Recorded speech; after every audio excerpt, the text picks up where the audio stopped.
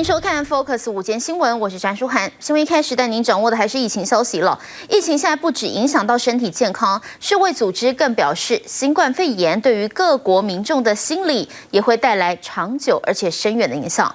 世卫呢在雅典举行2天的会议，声明当中表示，每个人多少都受到了疫情的冲击，对于这个病毒传播产生的焦虑、封城还有自我隔离带来的心理影响，以及面临失业压力、财务忧虑以及社会疏离感，都在冲击各国民众的心理健康状态。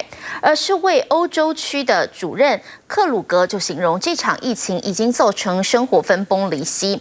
专家和各国的领袖也呼吁各界采取行动，应对疫情造成的焦虑以及压力。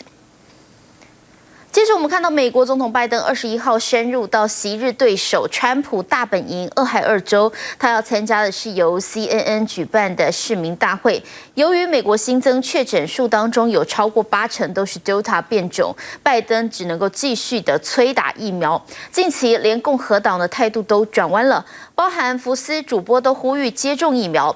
尽管如此，美国的 CDC 还是预测，到了8月中，美国死亡数会突破62万人。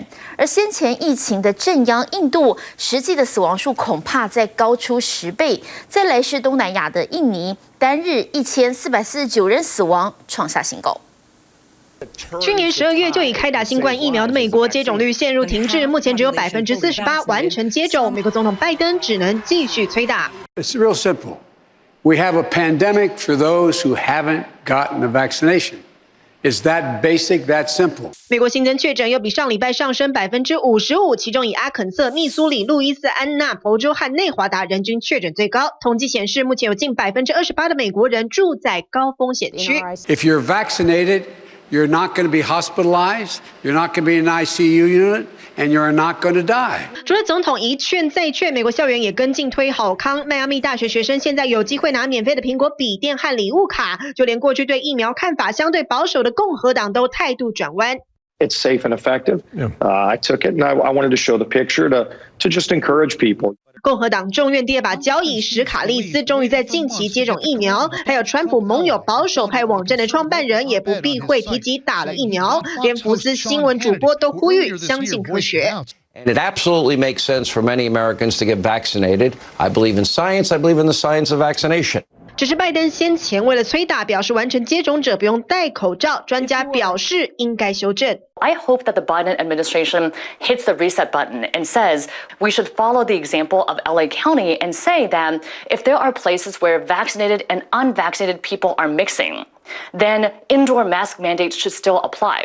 尤其许多小孩都还没有接种，担心校园成为传播温床。幸好拜登预告 CDC 将修改建议，12岁以下孩童返校都要戴口罩，并说儿童很快就有疫苗可以打。When will children under 12 be able to get vaccinated? Soon, I believe. Soon, in the sense that I do not tell any scientists what they should do. I do not interfere. 不过 CDC 现在预测，美国到了8月中将多达62.5万人丧命和14000人住院。事实上，受疫情影响，美国人预期寿命下滑1.5年，其他国家更是凄惨。India has recorded well over 400,000 COVID deaths, the third highest death toll in the world. But a new study suggests the true tally could be in the millions. 华府智库全球发展中心研究指出，印度实际的死亡数恐怕高出10倍，有约470万死，这也成为印度独立以来最严重的人道灾难。只是印度穆斯林开始庆祝宰牲节，现场却有信徒没戴口罩，关于疫苗还出现夸张假讯息。और उसके बाद जब वैक्सीन आ गई तो लोगों को बहुत सारी वैक्सीन को लेकर भी लोगों के मन में भय था कि अगर हम वैक्सीन लगवाएंगे तो बांझ हो जाएंगे, बच्चे नहीं होंगे आगे चल के, वैक्सीन लगवाए तो धीरे धीरे आप मर जाएंगे, जो इस तरीके की बातें निकल आती जो सोशल मीडिया पर आम रही हर तरीके की अफवाहें। 而东南亚的印尼再度破1000死，最新通报单日新增1449人死亡，创下新高，包含医生也无法幸免。And it is now reporting a record number of doctors dying from the virus. 114 doctors died in the first half of July. That's according to officials from Indonesia's Doctors Association. 因此，印尼官方计划为先前施打2剂科兴疫苗的医护再多打第3剂莫德纳疫苗，而雅加达政府则因为死亡攀升，决定提供免费丧葬服务。Jadi selama ini kami tidak mengeluarkan biaya sepeser pun. mulai dari dia ditarik ke rumah sakit。印尼俨然成为了新的疫情震央，总统佐科威将紧急措施延长到下礼拜，希望遏制疫情。TVBS 新闻综合报道。而出席日本东京奥运的捷克代表团，至少有6个人确诊了新冠肺炎。没有接种疫苗的队医，很有可能是造成选手以及教练相继感染的元凶。而捷克代表团的包机是在上周5抵达东京的，队医呢沃拉切克在筛检当中呈现了阳性，之后就有4名的运动员还有1名的教练陆续是确诊了。而当地的媒体报道，队医在登机之前都没有接种疫苗，很多成员在飞机上也没有戴上口罩，可能就是造成了疫情传染的原因。选手村呢也持续的爆出确诊消息，日本东京奥委会是决定了要严格执行外出限制，违反规定将会强制禁止外出14天，蓄意以及屡犯者可能会被罚款或者是取消参赛的资格。而东京奥运将会在周5的晚间来开幕，不过为了防疫，只邀请了950位的贵宾来与会。其中，日本德仁天皇会以主办国元首的身份来发表开幕宣言。只是日本媒体报道，德仁恐怕不会向历届奥运的开幕宣言发表祝贺之意。另外呢，日本的日刊体育报报道，旅日的棒球名将王贞治很有可能为今年的奥运来点燃圣火。蓝白红黄绿，东京铁塔秀出5色漫木灯色，点亮夜空。仔细一看，底下万国旗串，还能发现熟悉的中华民国旗。东京奥运周5晚间就要开幕，日本德仁天皇在皇居接见国际奥会主席巴赫，戴着口罩的德仁还用英文致辞。他说，疫情期间办奥运不是简单的任务。It is my hope that through their performances, the games will be a beacon of hope for a new future. 德仁在晚上的开幕式将以主办国元首身份代表致辞，只是疫情当下，外传他的开幕宣言将不会表达祝贺之意。另外会出席开幕的还有美国第1夫人吉尔，只是可以容纳68000人的新国立竞技场，看台恐怕会空荡荡。Is that Japan will try to put on a show, but only 950 dignitaries will be there in person to see it. 斥资165亿日元，相当新台币42亿的开幕式，表演内容究竟有什么？主办单位保密到家。不过，琳琅满目的冬奥周边商品可不是秘密，央视记者抢先开箱官方礼品店。这种印有吉祥物的一个丝巾，这是本次奥运会的一个吉祥物，然后这是残奥会的吉祥物。衣服、钥匙圈，还有圣火火炬小模型。只是东京奥运少了国际游客，纪念品买气恐怕比以往低迷。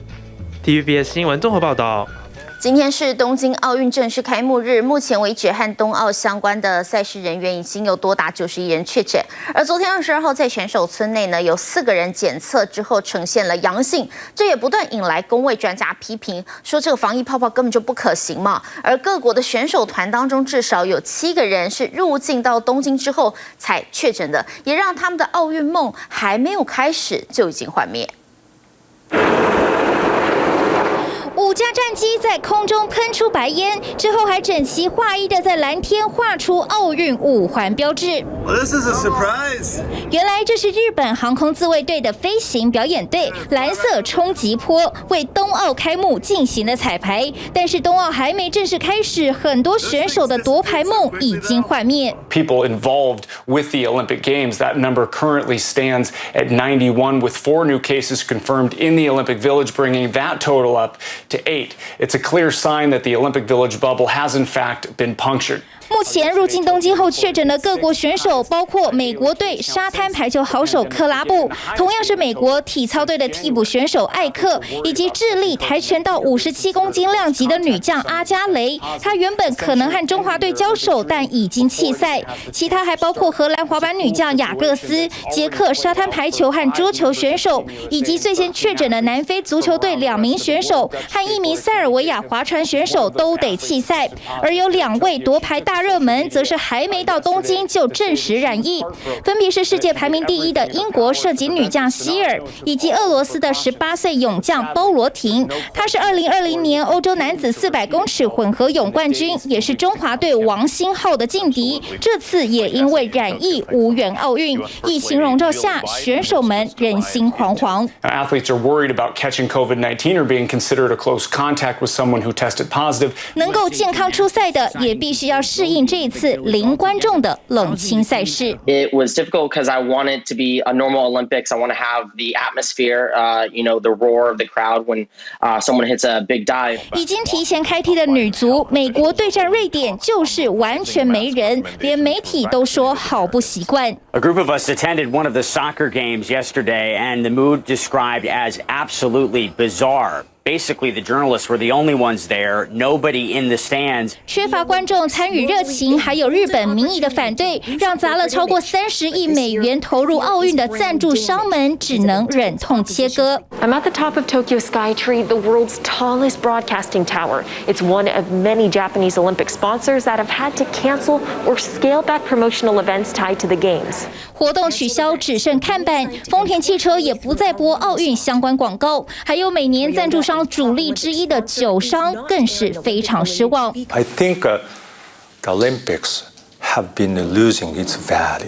因为不只是奥运没观众，在东京都紧急事态宣言之下，还有禁酒令，这可能让今年业绩很难看。We had a plan to open more than a couple of bars and restaurants only for our products sponsored by us. But we canceled it. 而为了迎接冬奥开幕，东京都調整為4天連假，又還要進行交管，結果就造成東京都大塞車。大会関係者がスムーズに移動できるように、各所で首都高の入り口も閉鎖。車線規制も行われ、都内各地の幹線道路で渋滞が発生。而美国第一夫人吉尔目前已经抵达日本，准备出席开幕式。另外，还有法国总统马克宏也将前往，在疫情之下力挺冬奥。TVBS 新闻综合报道。说到法国，我们就来看一下法国总统马克宏推行的健康通行证，21号正式上路，必须要完整接种疫苗或持有48小时内 PCR 检测阴性证明者才能够通行无阻。50人以上的公共场所率先开始实施检查，因此法国知名景点像是罗浮宫啦、埃菲尔铁塔之外，都设立了检查哨。但是呢，坚决反对这项措施的人在这一天走上了巴黎街头进行抗议。不过，法国正在迎来的是第4波的疫情。过去24小时内，他们新增确诊数超过2万人。马克宏的铁腕疫苗政策能够奏效吗？将会成为法国在对抗疫情上的一个关键点。喊着口号，有人还穿上了法国抗议经典的黄背心。21号的巴黎街头再度被示威人潮占据，这些人坚决反对政府推行的健康通行证，以及医护9月中之前必须强制接种疫苗。Donc ils n'ont qu'à me licencier, je m'en fous. Ils n'ont qu'à nous licencier, ceux qui veulent pas se vacciner n'ont qu'à nous licencier. 女子高举标语，写着“别碰我的免疫系统”。另一人则拿着自由选择的纸板，要总统马克宏尊重他们的声音。反对派认为，对抗新冠可以有很多种方式，要不要打疫苗属于个人自由。On veut à tout prix nous obliger à se faire vacciner, donc non. 要拿到法国的健康通行证，必须接种完2剂疫苗，或是持有48小时之内的 PCR 检测阴性证明。也就是说，不愿意打疫苗的人就得每隔2天做一次 PCR。而法国政府从7月起调涨检测费用，没有医师处方签者，一次 PCR 要价49欧元，约合台币1620元。I was frustrated. They told us it wasn't mandatory, but it kind of is. Maybe it's a good thing, maybe it isn't. I don't think we've seen the long-term impact of the vaccine, and that's why I wasn't going to get vaccinated. 但无论民间如何反弹，法国通行证仍在21号正式上路。50人以上公共场所率先实施，电影院、博物馆或文化展览都设立检查哨。罗浮宫前，工作人员逐一扫描，民众准备好手机或是纸本上的 QR code 进行验证。有民众不清楚规定细节，被拒于门外。Sur le moment, ma première réaction, j'étais furieuse parce que je trouve que c'est un peu abusé, surtout que c'était pas très bien expliqué. Vraiment, ça, je ne le savais pas. Mais après réflexion, je me suis calmée, je me suis dit, je comprends, c'est une logique médicale. 实施健康通行证的好处是，经过检查合格者进入室内后可以脱下口罩，但实施的第一天出现不少混乱，有人不清楚检验程序，或是有些住在法国的外地人语言不通，增加通关的时间。估计每一组人通过起码要花个几分钟，也有人拿过期的检测证明试图闯关。So I have to look for a pharmacy. So I have to pay again and try to do it. 从去年10月关闭以来，在16号正式重开的埃菲尔铁塔也是如此。想登上观景台，就得先出示健康通行证。排队区标示载明这是强制规定，而大部分民众都愿意配合。Les gens ils sont bêtes, ils disent bon c'est même pas ce qu'il y a dedans, parce que s'ils savaient ce qu'il y a dedans, ils y comprendraient quelque chose. Ils savent ce qu'il y a dans le vaccin de la grippe. Pour rigoler, vous savez que j'ai raison. Ils savent ce qu'il y a dans le vaccin de la grippe, et s'ils le savent, ils savent ce que c'est. Voilà, j'ai tout dit, je crois. 法国的健康通行证制度8月开始扩大到餐厅、咖啡店和酒吧等场所，以及搭火车或飞机的长途旅行，但餐厅业者仍持保留态度。We are a restaurant. It's a place to have pleasure. It's not our job to ask people their identity, if they have a vaccine or not. 不过马克宏的强硬政策或许是法国这波疫情的必要之恶。过去24小时，法国新增超过2.1万人确诊，是7月初单日平均4000人的5倍多。数据更显示，19号确诊的病患中有96%的人是没打过疫苗的。有鉴于事态严峻，法国政府本周宣布第4波疫情正式到来。La mobilisation va continuer, si bien, souvenez-vous que les 40 millions de primo-vaccinés, objectif que j'avais fixé pour fin août, pourrait et devrait être atteint à la fin de ce mois de juillet. 12号正式宣布防疫新规之后，不到10天就发生大大小小的抗争，其中又以上周六17号的示威规模最甚，估计全国超过10万人走上街头，但总统马克宏并没有因此松口退让。Depending on the situation, no doubt we will have to ask ourselves the question of mandatory vaccination for all the French. But I have made the choice of trust, and I am appealing to all our non-vaccinated countrymen to go and get vaccinated as soon as possible.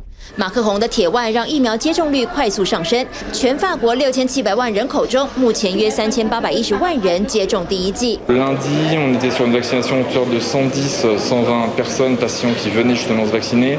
À partir de mardi, depuis l'annonce, on est à peu près sur des 210-220. 马克宏将这波疫苗之战全压注在疫苗上，但打疫苗是否属于个人自由问题，短期内在法国民间还会不断发酵。TVBS 新闻综合报道。世卫组织21号时候表示了，全球疫情较上一周有增温的趋势。如果依照目前确诊增加的速率，未来呢3周之内可能会突破全球累计2亿人染疫的一个记录。而 Delta 变种病毒持续在肆虐当中，在南非引发了第3波的疫情，最严重，每天大约有2万人确诊，超过了4200人死亡。CNN 独家进行了采访，他们拍到了急诊室大爆满，而且医疗资源严重不足的画面。为了解决疫苗供货不及问题，现在辉瑞药商还有南非半国营的 BioVac 公司呢是达成了一个协议，将会合作在非洲生产疫苗，预计每年至少1亿剂都会提供给非洲国家来使用，提升这一块13亿人口土地却只有1.5%完全接种疫苗的劣势。世界卫生组织 WHO 21号表示，如果全球新冠确诊人数增加的速度不变，未来3周内将累计超过2亿大关。从7月12号到18号，全世界多了340万人染疫，环比上周增加12%。以单日来看，上周全世界每天平均增加约49万确诊者，在前一周只有约40万。大部分 WHO 会员国所在的地区，疫情呈现升温状态，有些地方甚至是大发烧。What has the Delta variant done to COVID-19 here? It has caused a whole lot of chaos. There is a whole lot of patients that are suffering The oxygen levels are dropping drastically daily. del塔变种在南非带来毁灭性的第3波疫情，从7月份开始最严重的2周，每天增加2万人确诊，超过4200人死亡，全国染疫人数已经累计超过230万，死亡超过6万8千人。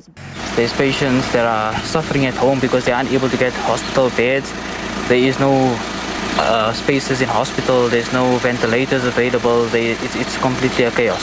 过去记者想要了解南非的实际情况，但是并没有获准入院采访。CNN 好不容易得到进入急诊室的机会，画面却因为有许多垂死的患者太令人鼻酸，而必须打上一层马赛克。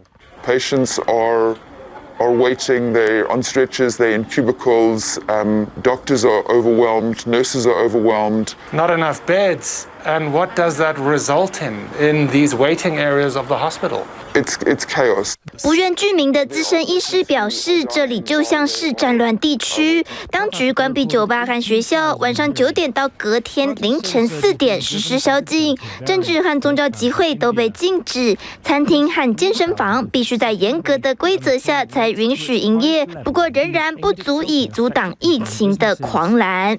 How does that make you feel? The sense of helplessness, but then also almost a blunting, a desensitization that we're doing everything we can, but it's still not enough. 低落的疫苗接种率让南非无法有力反击delta病毒，完全接种者只有3%。事实上，整个非洲的情况都类似。根据 WHO 的数据，非洲拥有超过13亿人口，但只有约2000多万人，相当于1.5%完全接种疫苗。Now, scientists say the best protection against the Delta variant are in fact vaccination. 目前南非正努力追赶施打进度，而为了解决全球疫苗不均的问题，辉瑞和南非半国营的疫苗公司 BioVac 达成协议，同意进行代工生产，年产量至少1亿剂疫苗，专门提供给非洲联盟使用。Now, the move by the company certainly comes as it's been criticized for pushing to preserve intellectual property rights.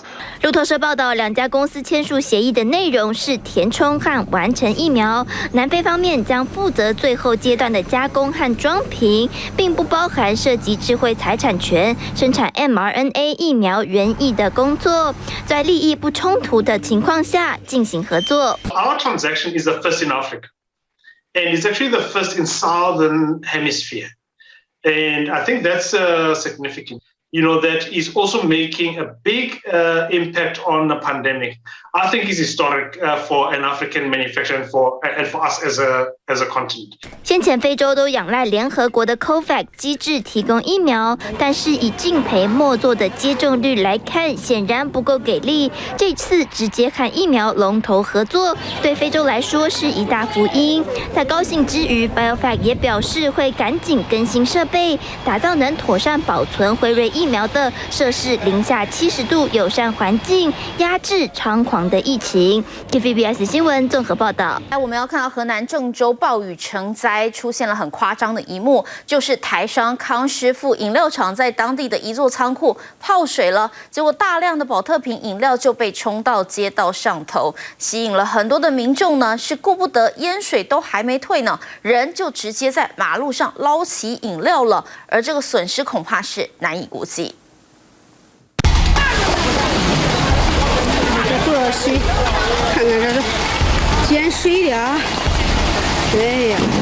拍影片的人边拍边骂，但这完全不影响捡饮料的人弯着腰埋头苦干。这些东西，挡住了，对，挡住了。因为泡在泥巴水里的保特瓶实在太多，有人直接开着小货车来装，其他人也是手推车、婴儿车，全部派上用场。全民捡饮料。从高空看，场面更壮观，说是全民捡饮料，真不为过。仔细看包装，全都是康师傅，原来是他们在当地的一间仓库泡水了。水太大了，然后飘出来了。损失的话，现在还不知道。当河南省会郑州成为片水城，更多人关切的是富士康，因为富士康光在郑州就有3个厂区，35万员工，全球1半的 iPhone 手机产自这里。22号有大陆媒体报道，其中的中牟县厂区因为水深极凶被迫停工，但富士康表示目前一切运作正常。工业妇联代表富士康集团捐款1亿元人民币，用于抗洪救灾和灾后重建。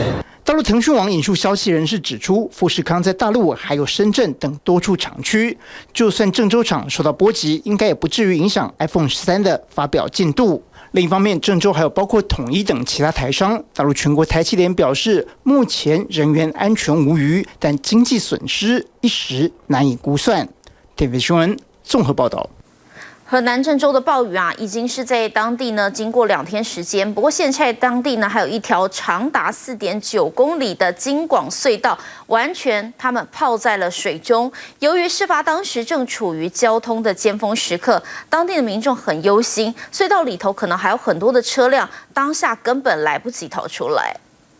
当时过来了那个水，直接都是猛一下冲过去了。一开门那个一瞬间，一下去那个水已经到脖子那儿。本来是郑州市区重要的交通要道，现在却是几十辆车凌乱堆叠在一起。回想事发当时，长度4.9公里的京广地下隧道，竟然在几分钟之内完全被淹没，幸存者到现在还心有余悸。等上到车顶上边以后，那个水都已经到腰部了，俺直接跳下去之后，全部都是搁水里边一直喊，赶快下！赶快呀！赶快走，别留恋！更令人揪心的是，眼前能看到车主来得及逃生的事故车辆，都还只是隧道进出口的位置。网络影片显示，由于事发在傍晚交通尖峰时刻，水刚漫进隧道的时候，里面还在塞车，甚至有人悲观的推算，可能有几百辆车还被淹在水中。可以看到现场的水还是非常的深。根据当地市民的介绍，最深的时候把这个字已经完全给淹掉了。虽然郑州暴雨已经结束，这2天还有更多惊恐的画面陆续在网络上曝光。有人抱着树等待救援，这名男子则是靠消防员丢过来的消防水管赌上性命。截至目前为止，大陆官方数据，河南暴雨造成33死，8人失踪。搜救人员都在祈祷这个数字不会随着这2天京广隧道的水抽干见底而出现改变。TVB 新闻综合报道。而这场河南暴雨到22号晚上为止，已经造成至少33个人死亡。当时的时雨量打破历史记录，相当于100个西湖全部倒到郑州了。而距离淹水车站10公里的长庄水库泄洪前是没有任何预警的。外界现在质疑，这可能不只是天灾，还非常有机会根本是人祸。滚滚泥水冲入郑州5号线地铁站的月台，洪水冲力之大，沿着轨道一路淹到车厢。我们现在困在地铁里边了，那水已经很深了，我们地铁里边已经到腰了。大家能看到朋友圈的话，帮我们报个警。我们在沙口路，我们离沙口路很近。车厢的灯光忽明忽暗，水已经淹过胸部，快要升到肩膀。不是你现在能听得见我说话，你就给我报警啊！傍晚5、6点，有乘客下了班搭上地铁要回家，没有料到搭上的是一班死亡列车。我手机马上就没有电了，我不知道这是不是我最后一条微信。7月20号这一天，郑州气象局发了6次暴雨红色预警。最后3次分别为早上11点50、下午4点01分、晚上9点32分。郑州地铁在傍晚6点10分才全线停止营运。这时淹水的车厢内氧气变得稀薄，有乘客紧张、缺氧、脸色发白，也有人浸在冰冷的水里太久，身体开始发抖，恐惧与绝望的情绪升到最高。到了8、9点左右，救难队陆续抵达。9点多，洪水退去后，有些人已经没有意识，倒卧在月台。没事啊，没事啊。郑州地铁5号线2019年5月开通，发生意外的车厢刚好行驶在海滩4街站跟沙口路中间，大量的雨水在6点到8点之间急速上升。一般来说，车站入口会有安全高度，比路面高出45至60公分，遇上更大的暴雨就会使用闸板挡水。但是这些设计的雨量最多应该也只能按100年一遇来做，而这次郑州的暴雨被称为1000年一遇。从泥水快淹过汽车前挡玻璃看得出，河南这波1000年强降雨造成的灾情相当惨重。郑州是20号这一天下午4点到5点的降雨量达到209点毫米，等于灌入100个西湖的水量。如果把17号到20号3天的降雨量一起算，那等于把317个西湖倒入郑州。郑州3天的过程降雨量为617.1毫米，而郑州常年平均全年降雨量为640.8毫米，相当于这3天下了以往1年的量。但有网友质疑，郑州地铁淹水并非全然是天灾所导致，因为发暴雨红色预警就应该要停班停课，但市政府没有任何行动。距离地铁海滩4站约10公里的长庄水库，还在下午3点泄洪，怀疑人祸才是害死民众的主因。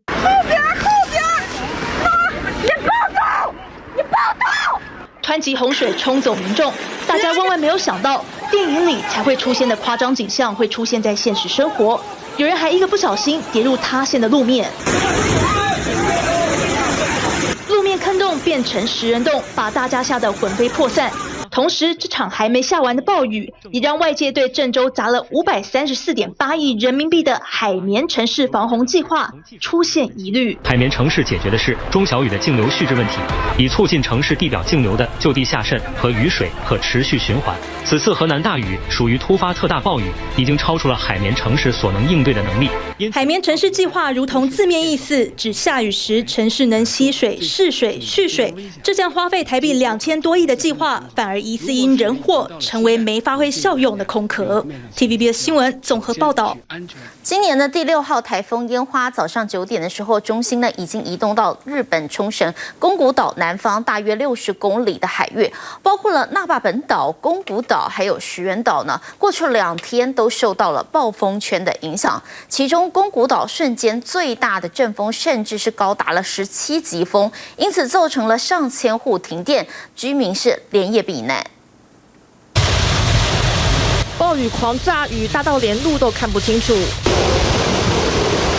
大树也被狂风吹得摇摇欲坠。这些都是烟花带给日本冲绳的风雨。烟花以每小时不到10公里的速度，在冲绳县宫古岛南方外海牛步前進。宫古岛首当其冲，不仅刮起相当于17级风的瞬間最大阵风，还一度造成1000多户停电。避難所が7カ所開設されています。昨夜から宮古島市役所に避難してきた女性は停電などが不安で。不止没电可用，宫古岛的航班和渡轮也全数取消。光是周四一天，冲绳宫古岛、石垣和那霸机场加总起来，就有超过400多个航班停飞。今日も台風6号の影響で、ほとんどの便が欠航となっています。見に行きたいとこはあんまり行けなかったので。ちょっと残念ですけど、まあしょうがないです。烟花龟速滞留威力也持续增强，日本气象厅还发布警告，烟花会带来足以摧毁房屋的强阵风。台風は勢力を強めながら、あさってにかけて先島諸島に接近する見込みです。中心附近最大风力有14级，中央气象台预计。今天傍晚前后移入东海东南部海面。大陆气象局更预估，烟花通过台湾北部海域后，将一路往西北走，可能会以超强台风的姿态在温州附近登陆。浙江沿海现在也开始出现风浪，当地渔船已经移到其他海域避风雨，农民也提早收成，避免损失。烟花台风来势汹汹，日本、台湾、大陆都不敢掉以轻心。TVBS 新闻综合报道。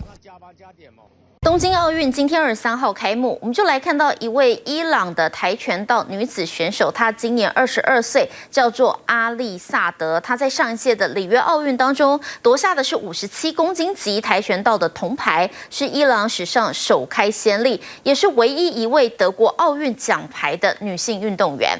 不过去年她在 Instagram 上发表了一个很震撼的宣言，她表示自己不愿意沦为伊朗政权的工具，决定要出走海外。因此今年她成为了难民代表团的一员，而这一次不为了伊朗，她他是为他自己争取奥运金牌。看这训练时的踢腿力道，就知道她不好惹。伊朗女子跆拳道选手阿丽萨德，目标瞄准今年的东京奥运金牌。Hi, I'm Kimi Alizadeh. I'm 22 years old. I wanna be an Olympic champion. 阿丽萨德绝对有资格说这番话。她2016年代表伊朗出战里约奥运，夺下57公斤级跆拳道铜牌，是伊朗史上首开先例，也是唯一一位得过奥运奖牌的女性运动员。然而去年1月，阿丽萨德突然在个人 Instagram 宣告，不想爬上贪污和谎言的台阶，决定留在人性的轨道上，忍痛离开祖国。I got a bronze medal in World Championships and bronze medal in Olympic Games. And I said with myself, so I can do different things that nobody can do this. And I think it was my motivation. 阿丽萨德说自己不是英雄，只是上百万受压迫的伊朗女性之一，戴上政府要求的伊斯兰面纱，重复做政府要求的事，说他们要求的话，因为不想沦为政权工具，决定出走海外。阿丽萨德的陪练员也是她的丈夫马丹奇给予最大的支持。尽管阿丽萨德不再是伊朗鼓手，幸好奥运之路没有受到阻碍。国际奥委会公布的东京奥运难民代表团，29位选手中有5位来自伊朗，阿丽萨德榜上有名。I should say if my husband it wasn't with me, I don't know what happened with me because he helps me in sport life, in personal life. He gives me a lot of motivation when I'm really tired. He helped me and yes, I had a very hard days and these years it was really hard for us because the immigration. 阿丽萨德去年从伊朗逃难到德国，入选了 BBC 票选2019年全球最具启发力和影响力女性100大名单。如今定居在德国巴伐利亚的小镇，成为德国的第3位难民运动员。没有了祖国给的压力，访谈时脸上充满笑容。Yes, now everything is okay and I can. The important thing is I can have my personal life and my sport life together and it's an important point. 阿丽萨德为跆拳道动过8次手术，她说跆拳道改变了她的人生，不后悔被人说背叛祖国。这一次再战奥运，她不为别人，只为自己再拿一座奥运奖牌。TVBS 新闻综合报道。那中华队的表现又可能会是怎么样呢？外媒就估计了，中华队有望可以夺下2到3面的金牌。其中呢，举重选手郭婞泉、空手道的文姿媛，还有拳击林玉婷都被点名有望夺金。而尤其是举重的郭婞泉了，她现在被视为中华队当中稳拿这个金牌的一个选手的最大可能性。Hello， 大家好，我是举重选手郭婞泉，好久不见啦！因为现在因为刚起床，所以那个鼻音有点重。谈着即将迎来的东京奥运，神力女超人郭婞淳准备就绪，倒数了就是放开心，全力以赴。郭婞淳背后背负的是国人最深的夺金期望。备战状况上呢，其实身体上大致上我都觉得还不错，对，所以那现在最主要的还是一样，就是防伤防病，然后最重要的就是防疫，对，因为我们每天都需要做这个唾液的检测。责任这么大，是因为郭婞淳被评为本届中华队超级夺金保证，这个量级强敌大陆、北韩纷纷退出，加上郭婞淳早在这个量级打遍无敌手，比较有机会跟他竞争的越南黄世元、委内瑞拉费古洛，还有厄瓜多艾斯科巴，成绩都跟他有落差。没意外，郭婞淳超高几率在举重项目能替中华夺一面金牌。教练还有我的团队经过了讨论之后呢，我们就是有一个结论，就是说在这次的比赛我们必须先稳后冲。想破纪录吗？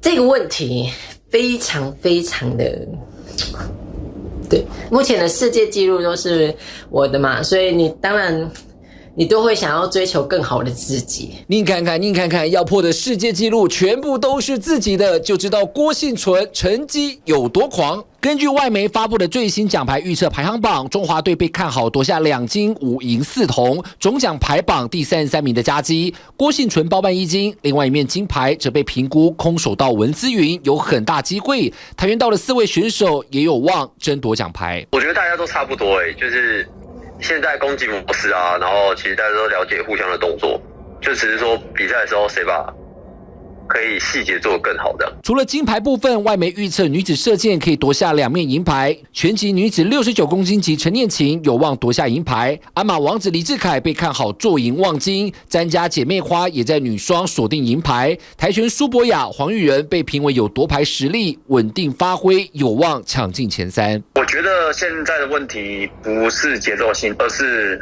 我自己要怎么去调配好我自己的体能应用。就是如果对方一直来的话，我要怎么去能适应他的快攻？如果对方不来的话，我要怎么去扰乱他的步伐？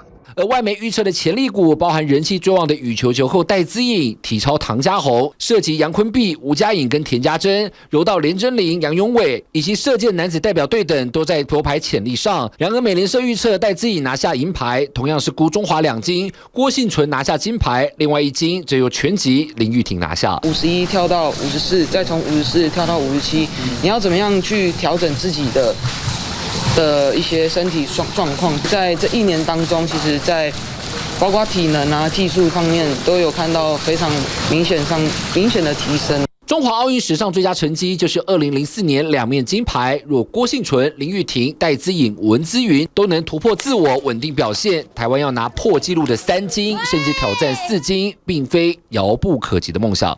TVB 新闻张正安、蓝玉明台北采访报道。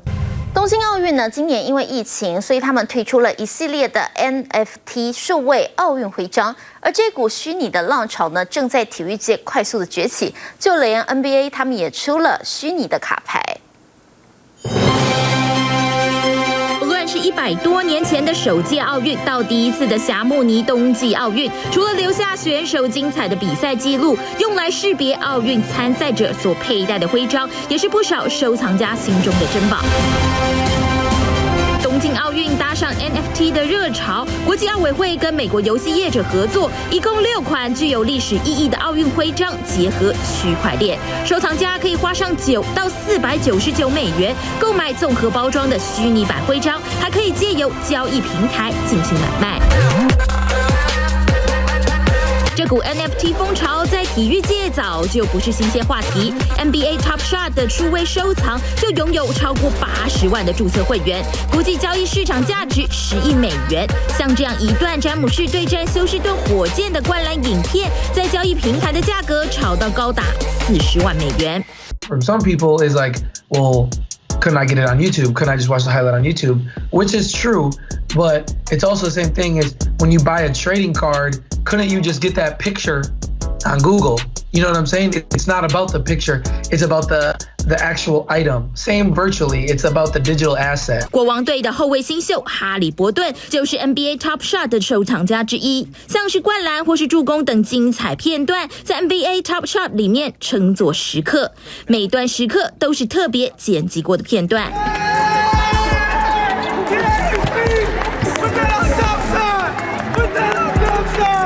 透过编号的方式限量发售时刻，就跟奥运虚拟徽章一样，这些时刻也是利用综合包装的方式出售，价格在9到230美元之间。When people are buying my moment as a rookie, for me, it's kind of like they're investing in me as a basketball player. 按照不同时刻的精彩度还有稀有度，都能决定他们的市场价值。An important aspect here is the serial number. So this is serial number 25 of 59. I would say that's middle of the road. Typically, people pay a premium for serial numbers number 1, or a jersey number. 原本就热爱篮球的收藏家李维拥有超过2000个时刻，是他在疫情期养成的嗜好。So this is the NBA Top Shot website. This is where I spend most of my day. Transparency on the platform is completely different from sports cards.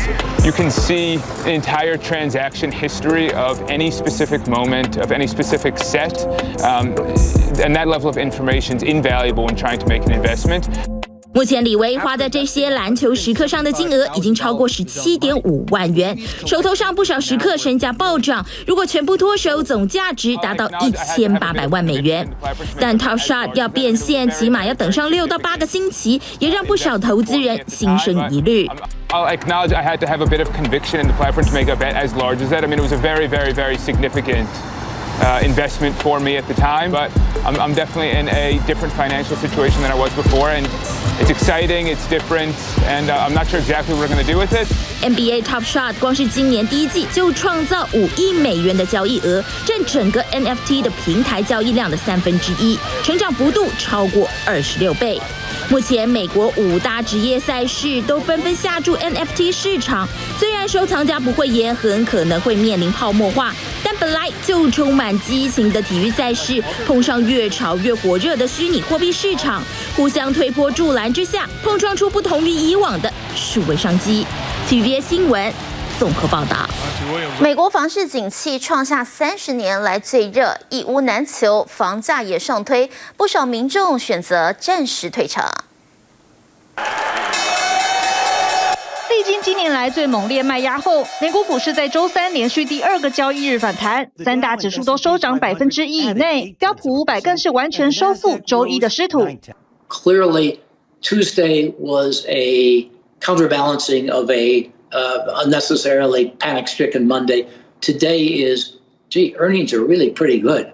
Companies are doing well. The economy is getting better. The future looks comparatively bright. 因为本周开跑的美国财报周，目前为止表现相当亮眼，包括 Netflix 依旧稳居串流影音平台龙头地位，第2季获利冲上13亿美元，营收也大涨19%，并宣布进军新业务。But now they're kind of expanding into a brand new world, which is video games. They are talking yesterday, they announced and confirmed that they're expanding into video games, that it'll be a part of the bundle itself, a part of your subscription, and that it won't be at any of extra charge and will be kind of focused on mobile gaming. 虽然 Netflix 目前在全球的订阅人数高达 2.09 亿，但成长幅度却让投资人颇为失望。因为今年前6个月仅新增550万的订阅人数，创下8年来最糟。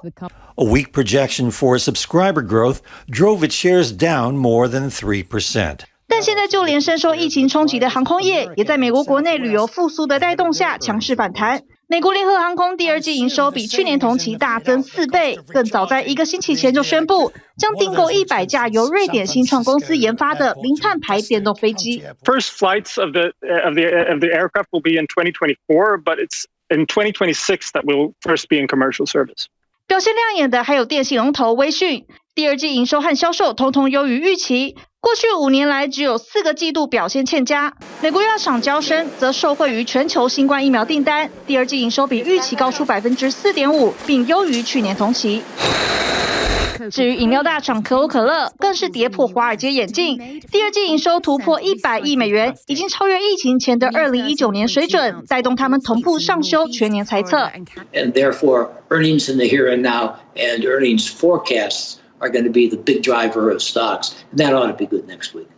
投资人现在紧盯着即将在周4收盘后公布财报的英特尔，还有下个星期的苹果、脸书、亚马逊等重量级财报轮番上阵，让投资人对美国经济复苏重燃乐观情绪。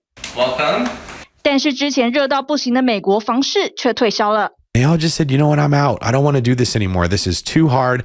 这些人不是不想买，而是根本没有房子买。因为空房数量创下新低。There's not a lot of houses out there. Even though the market's hot, it's probably going to get hotter. 这样一屋难求的现象，不但拖累美国房屋销售数字已经连续4个月下滑，就连新屋房贷的申请件数也跟着骤减。The past 3 months, the market's been so hot you couldn't touch it. If you try to buy a house at all, you get outbid by 20 people. 让一部分人决定收手是因为买不到房，另一部分民众则是对高房价退却。I'm telling them to slow down and wait until wintertime when there's less competition, and at least we can get an idea of what they have to pay for that house so they can make an educated decision. 从股市到房市，美国民众在冷热交替的经济变化下寻找新布局机会。体育新闻综合报道。